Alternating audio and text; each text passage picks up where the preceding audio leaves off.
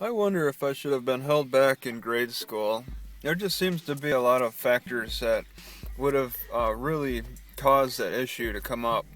And I don't know what discussions occurred between my parents and the teachers while I was going into second, third, fourth grade.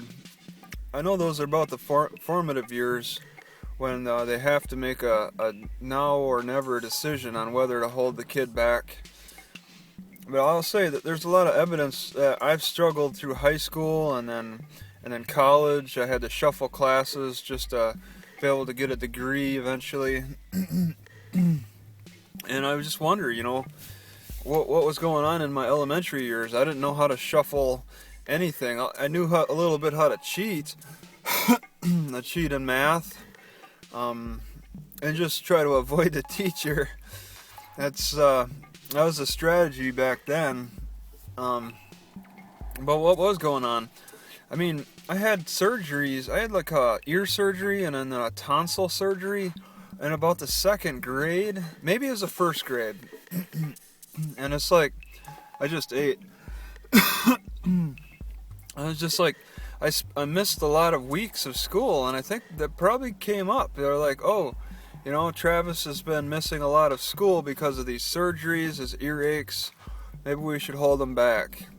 I remember one day after the surgery, the teachers came in with some fish with numbers on them and just gave them to me to count because they were concerned about my education. And that might have gotten my mom's attention a little bit more. I don't know what factors went into my ability to continue on, because my sisters were held back. Okay, the cracks showed with them. They got held back, but with me, I was probably on the tipping point of either or. But I think a little bit of legwork went in with my mom, and she volunteered as chaperone and other activities with me in my educational experience.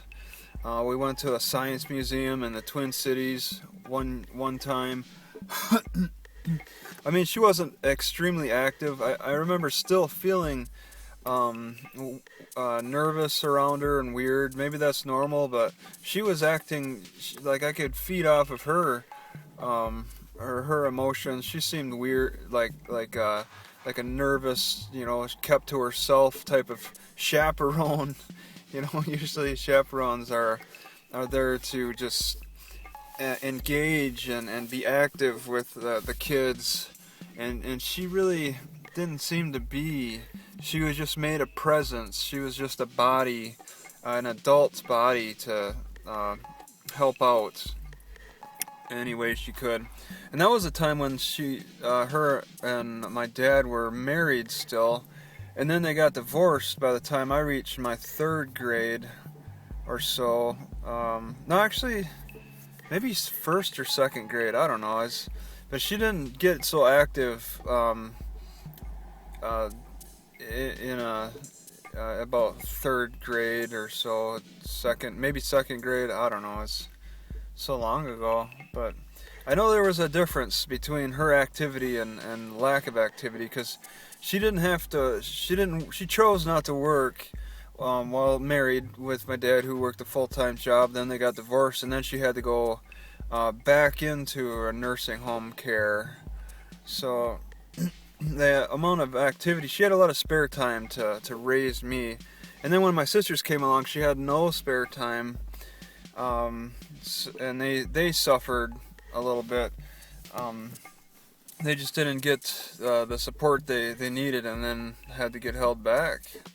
I can't imagine, what it's like. I mean, yeah, they'll put it in the back of their minds and try to forget about it, but still, I mean, I'm just concerned about barely making it through school and life. But yeah, there's some decisions that are way a little heavier into your adulthood than others, and well, I just have to wonder if I was held back or not, or if the discussion came up that I should have been held back, but I'll never know.